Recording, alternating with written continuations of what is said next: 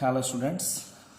बच्चे, आपका economics exam बहुत क्लोज है, तो कुछ बच्चों को इन्फ्लेशनरी और डिफ्लेशनरी गैप में कुछ इशू आ रहे थे, तो उसके लिए मैं एक वीडियो बना रहा हूँ and that will help you for sure. और ये मैं 100% श्योर हूँ कि एग्ज़ाम में क्वेश्चन जरूर आएगा।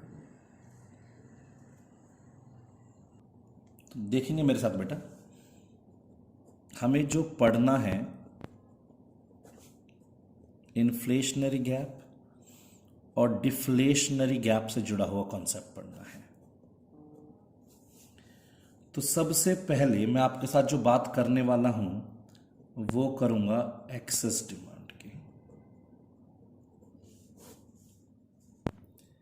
पहले हम इस कॉन्सेप्ट के लिए जा रहे हैं, तो एक्सेस डिमांड, उस एक्सेस डिमांड के लिए फिर हम जोड़ेंगे आपके साथ इन्फ्लेशनरी गैप को।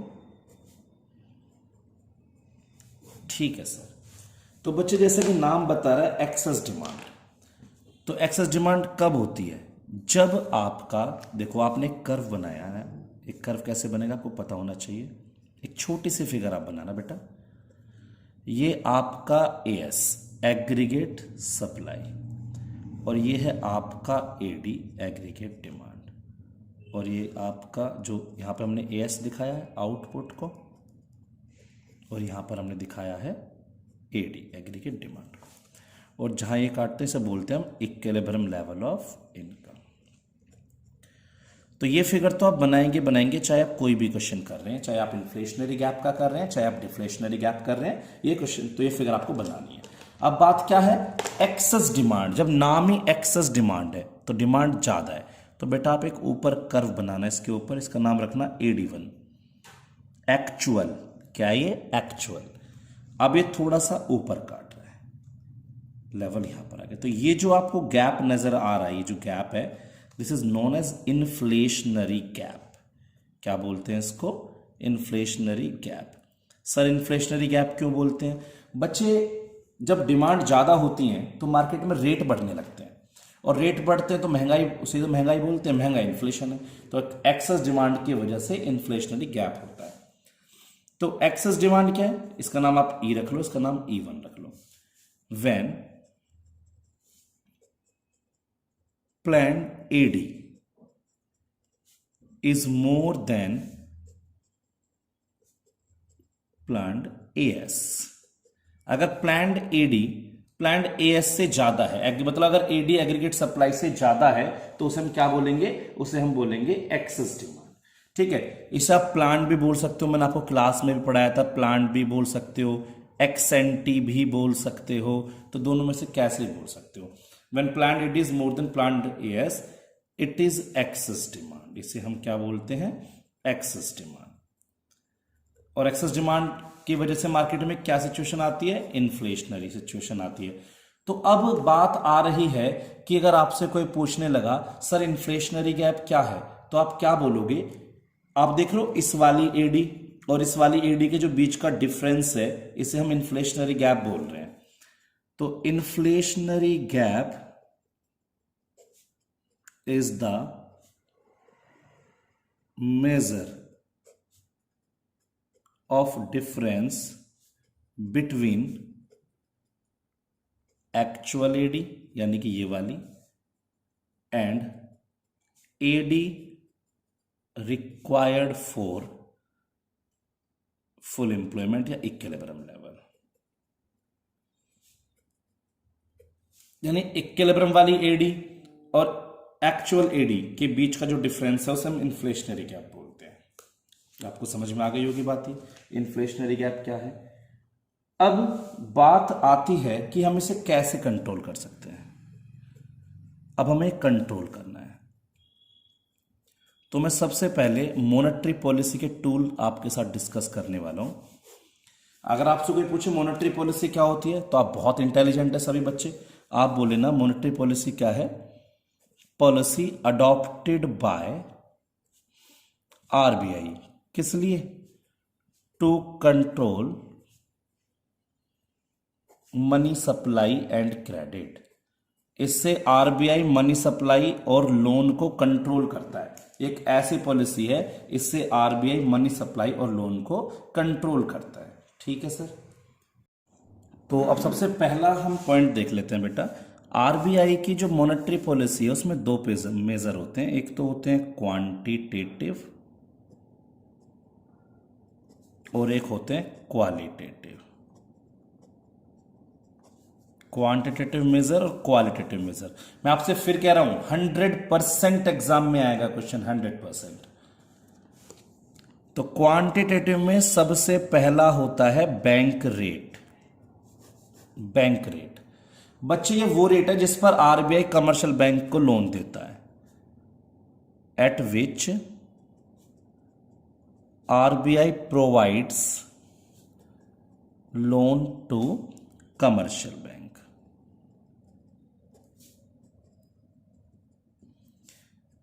by increasing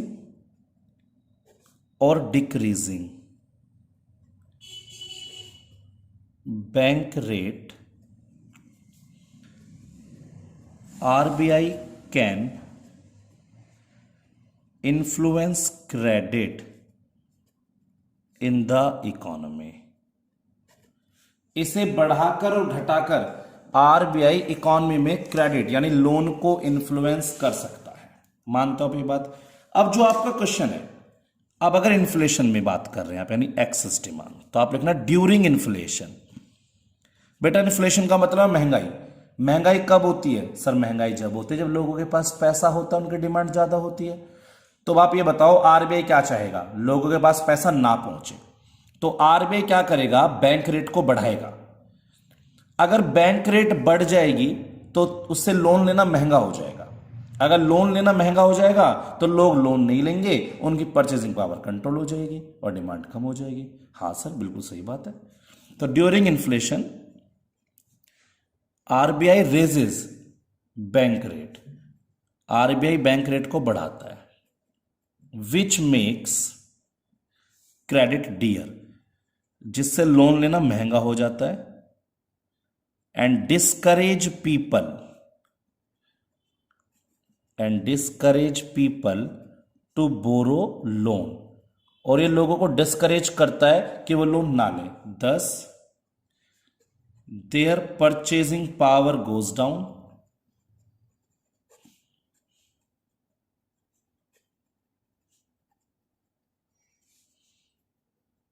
and demand controls, उनकी परचेजिंग पावर कम हो जाती है और डिमांड कंट्रोल हो जाती है। तो ये बात आपको समझ में आई होगी? हाँ सर बिल्कुल आई है। अगर डिफ्लेशन होता, मंदी चल रही होती, तो आरबीआई बैंक रेट को डिक्रीज कर देता, विच मेक्स क्रेडिट चीपर, लोन लेना सस्ता हो जाता और लोगों को इनकरेज करता लोन लेने के लिए, उनकी परचेजिंग पावर बढ़ जाती और डिमांड भी फिर से कंट्रोल हो जाती। मैं डिफ्लेशन नहीं बताऊंगा बेटा, बस मैं फिगर बताऊंगा, आप यहां से समझना। वो तो मैं आपको एक बार में ऐसी चीज बता दूंगा, इन्फ्लेशन में हर चीज बढ़ेगी, बैंक रेट हो कुछ भी हो, और डिफ्लेशन में कम होगी। वो तो मैं आपको यूनिवर्सल बता दूंगा बाद में, लेकिन आपको ये बात समझ में आ गई होगी मेरे ख्याल से बैंक रेट क्या है। सेकंड बात कर लेते हैं बैंक रेट के बाद सेकंड ऑप्शन की, open market operation. Open market operation क्या होता है बेटा? Buying and selling of government securities by RBI to commercial bank and general public in open market। जब आरबीआई कमर्शियल बैंक और जनरल पब्लिक को सिक्योरिटी बेचता है, गवर्नमेंट सिक्योरिटी क्या होती है? एलआईसी के शेयर वगैरह इस तरह से। अब देखो मान लो आप कमर्शियल बैंक हो, आप बहुत ज्यादा लोन डिस्ट्रीब्यूट कर रहे हो, मैं आरबीआई हूं, तो मैं क्या चाहूंगा कि आप लोन डिस्ट्रीब्यूट ना करो ताकि लोगों की डिमांड कम हो। तो मैंने कहा आपसे भाई एलआईसी के शेयर ले लो। अब आप एलआईसी के शेयर खरीदने चले गए उनके पास, तो मैंने जब आपको शेयर बेचे तो आपसे पैसा ले लिया, इससे आपकी लोन देने की पावर कम हो गई, डिमांड कंट्रोल हो जाएगी। तो इट इज डन, ध्यान देंगे यहां पर, it is done to influence money supply. ये किस लिए हो रहा है? मनी सप्लाई को इन्फ्लुएंस करने के लिए। फोकस करें, during inflation during inflation RBI sells security to commercial bank, RBI commercial bank को सिक्योरिटी बेचता है and receives cash of equal amount, और उतना ही पैसा कैश में ले लेता है उनसे, which reduces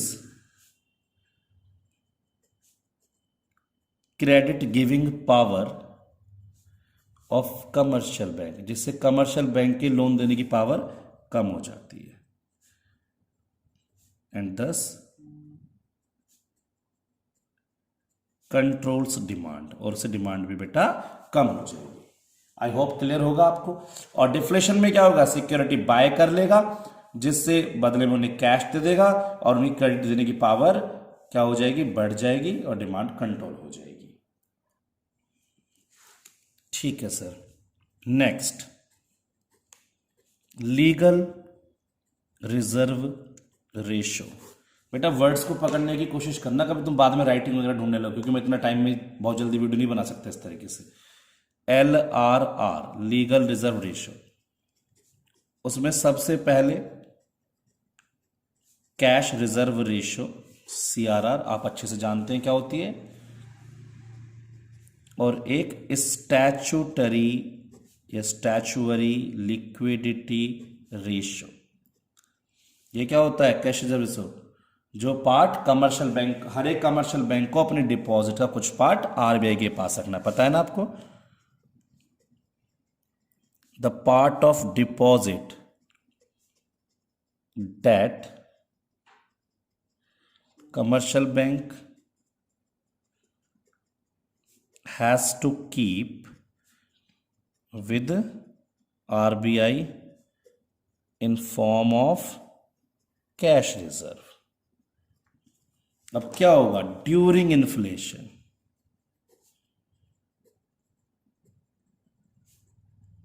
RBI raises CRR, RBI CRR को बढ़ा देता है। अगर आरबीआई CRR को बढ़ाएगा तो कमर्शियल बैंक को ज्यादा पैसा रखना पड़ेगा आरबीआई के पास, उसकी लोन देने की पावर कम हो जाएगी। तो during inflation RBI raises CRR which cause in reduce या decrease in credit giving power of commercial bank, thus excess demand controls। कुछ भी लैंग्वेज यूज कर सकते हो, तो आपने बात। फिर स्टैट्यूटरी लिक्विडिटी सेम होती है, बस ये किसके पास रखना पड़ा है, आरबीआई के पास, ये अपने पास रखना पड़ता है। बाकी सेम लैंग्वेज यूज करोगे, बस CRR को SLR कर देना। बाकी होता क्या है, the part of deposit that commercial bank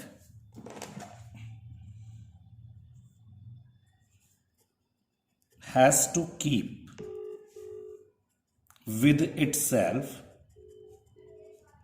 in the form of liquid assets। जो लिक्विडिटी जो से लीगली रिक्वायर्ड होता है रखने के लिए, वो होता है हमारा SLR। और हर एक कमर्शियल बैंक को ये रखना पड़ता है, किसके पास, अपने पास रखना पड़ता है in the form of liquid assets. और ड्यूरिंग इन्फ्लेशन हम इसको भी क्या करेंगे, बढ़ा देंगे। तो जब इन्फ्लेशन में हम SLR बढ़ाएंगे तो क्या होगा, commercial bank has to keep more amount with itself and its credit giving power reduces. As a result demand for the goods and services reduces which controls the excess demand in the economy. You got it. आगे बढ़ते हैं।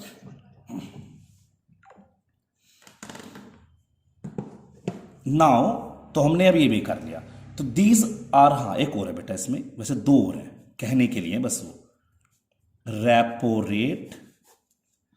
Repo rate is as similar as bank rate जो आपने पढ़ा था, बिल्कुल ऐसा ही होता है, बस शॉर्ट टर्म होता है। Repo rate means the rate at which RBI provides loan to commercial bank for short period. Generally ये 1 to 14 डेज होता है, जनरली 1 to 14 डेज होता है। बेटा इन्फ्लेशन में बढ़ा देंगे इसको भी, सेम रिजल्ट है, कुछ नया नहीं करना है, इन्फ्लेशन में रेपो रेट को बढ़ा दिया जाएगा। Now the last one, reverse repo rate. मेरे प्यारे बच्चों डिफ्लेशन आपको खुद समझ जाना है, क्योंकि बहुत बड़ी वीडियो हो जाएगी अगर मैं सारा लिख के पढ़ाता रहूंगा आपको तो डिफ्लेशन आपको जस्ट उल्टा उल्टा करते चले जाना। रिवर्स रेपो रेट क्या होता है, आपने पढ़ा ना रिवर्स रेपो रेट के बारे में बच्चे। रिवर्स रेपो रेट होता है जिस पर आरबीआई ने कमर्शियल बैंक से फंड लिया है। The rate at which RBI borrows from commercial bank।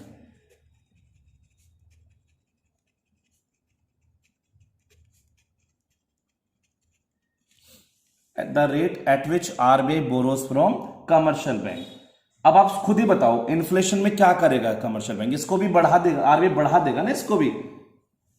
तो during inflation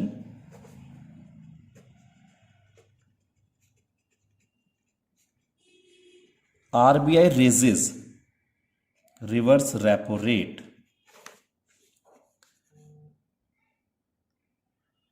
due to which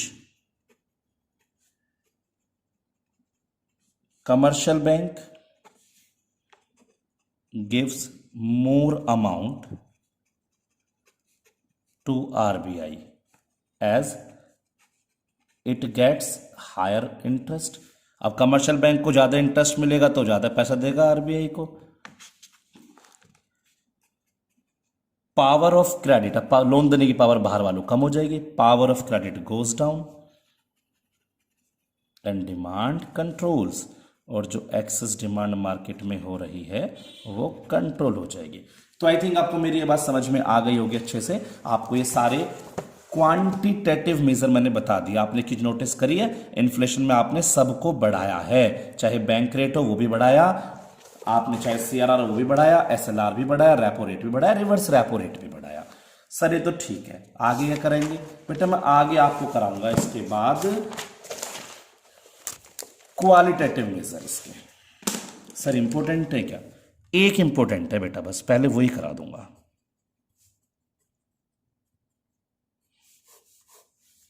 margin requirement.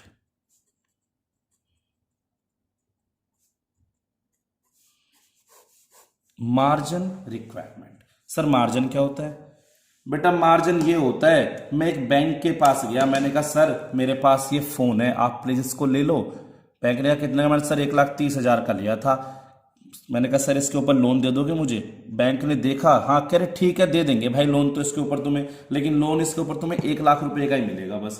तो बैंक ने 30,000 रुपए एक मार्जिन रखा, उसमें से 30,000 का एक मार्जिन बैंक ने रख लिया। तो ये मार्जिन होता है, क्या है margin, let me have a blue pen. Margin is the difference between the value of security and amount of loan obtained। Margin is the difference between the value of security and amount of loan obtained। जो आपने security दी और जो आपको loan मिला उसके बीच का difference margin है। तो आप खुद ही बताओ इन्फ्लेशन में बैंक इस मार्जिन को बढ़ाएगा नहीं बढ़ाएगा, सर बिल्कुल बढ़ाएगा ताकि हमें लोन कम मिले। During inflation RBI increases the margin requirement due to which borrower gets less amount of loan या less amount of credit, which helps in controlling demand, जिससे डिमांड क्या हो जाती है, कंट्रोल होती है। अभी कम क्रेडिट दोगे, ज़्यादा लोन दोगे, ज़्यादा डिमांड कर देगा। सर डिफ्लेशन तो हम समझ गए, हम मार्जिन को कम कर देंगे ताकि बंदे को लोन ज़्यादा मिले और उसकी परचेजिंग पावर बढ़ जाए। हाँ सर, ये तो बात समझ में आ गई है। अब क्या करें सर? बेटा अब तो आप इंटेलिजेंट हो, बस क्वालिटेटिव में ये इंपॉर्टेंट है, फिर भी दो और होते हैं, मैं लिख के बता देता हूँ, ज़्यादा डीप नहीं जाएंगे उसमें। मोरल प्रेशर या मोरल सुएजन बोलते हैं इसको। क्या है सर? ये रिटर्न या ओरल एडवाइस है, रिटर्न या oral advice by RBI. RBI की किसको सर? कमर्शियल बैंक को। किस लिए sir? Either to give credit और not to give credit, loan देने या ना देने के लिए। ठीक है सर। तो सर इन्फ्लेशन में तो ये बोलेगा ना लोन मत दो, बिल्कुल, और डिफ्लेशन में कहेगा लोन दे दो। तीसरा सर, बेटा तीसरा है आपका क्रेडिट राशनिंग। सर कोई और नाम भी है इसका? हाँ बेटा बिल्कुल है, सेलेक्टिव क्रेडिट कंट्रोल। ये क्या होता है? इसके अंदर क्या होता है? Under this RBI guides to commercial bank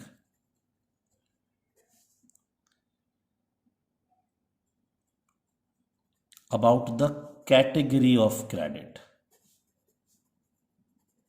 मतलब ये बताएगा किसको लोन देना है, किसको नहीं देना है। आरबीआई कहते हैं कमर्शियल बैंक को, भाई ऐसा है, आज से हाउस लोन बंद करो, बस एजुकेशन लोन दो।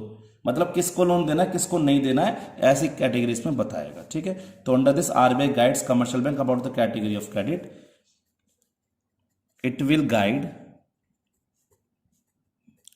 To home loan would be given और नॉट। ये बताएगा किसको लोन देना है, किसको नहीं देना है। सर हो गया क्या? बेटा बिल्कुल हो गया। क्या हो गया है? ये आपका खत्म हो गया मॉनेटरी पॉलिसी। सर और कुछ भी होता है क्या? बेटा आ सकता है एग्जाम में, फिस्कल पॉलिसी से भी कंट्रोल करवा सकता है। मुझे ऐसा लगता है कि आ सकता है, पूरी तरह से इंपॉर्टेंट है। आप इसे बिल्कुल भी हल्के में ना लेके चलें। आप अपने सारा जो भी आपको करना, प्लीज प्लीज पढ़ के रखें इसको। ठीक है सर, हम पढ़ के रखेंगे। सर फिस्कल पॉलिसी कौन सी होती है?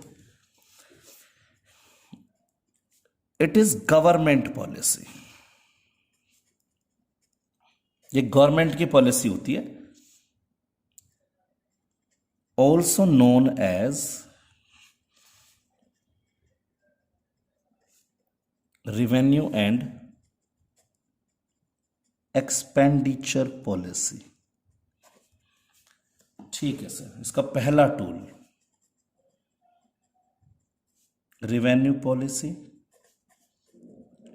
या टैक्स पॉलिसी।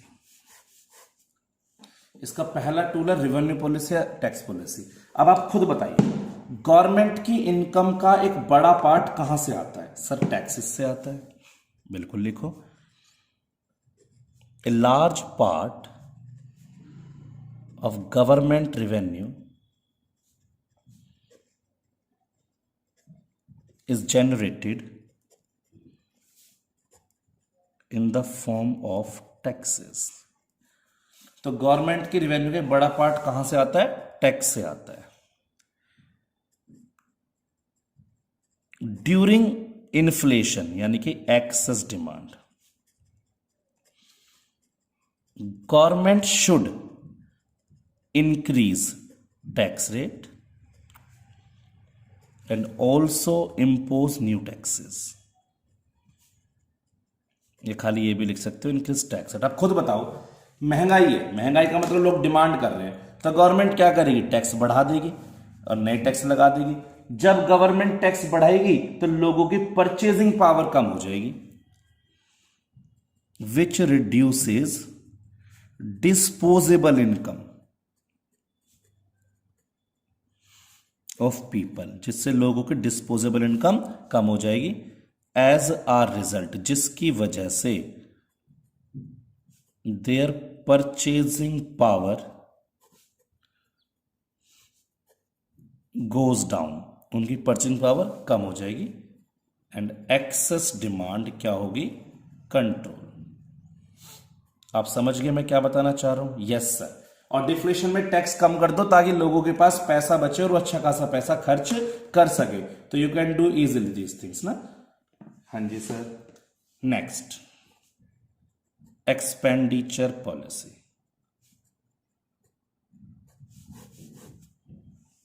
अब बेटा आप खुद बताओ, इन्फ्लेशन है तो गवर्नमेंट को इन्फ्लेशन में अपने खर्चे कम करने चाहिए? हाँ सर बिल्कुल करने चाहिए। जब गवर्नमेंट बेटा अपने खर्चे कम करेगी तो जो फालतू की डिमांड है वो कम हो जाएगी। कैसे? Government spends a lot of amount on public expenditure,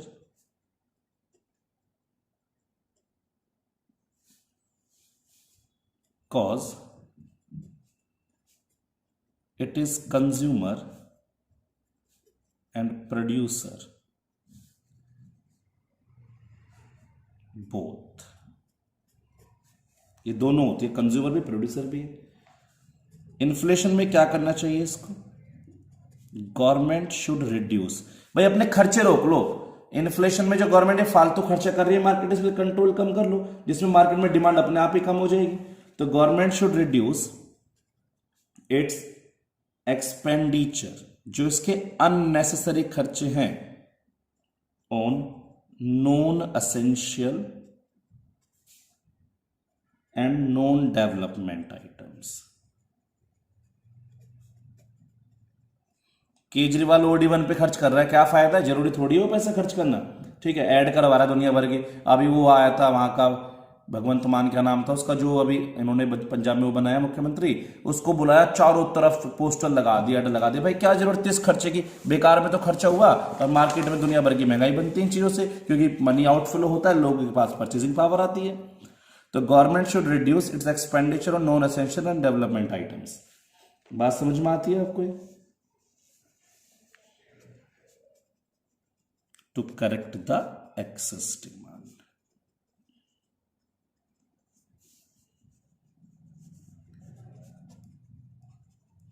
transfer payment जो होती है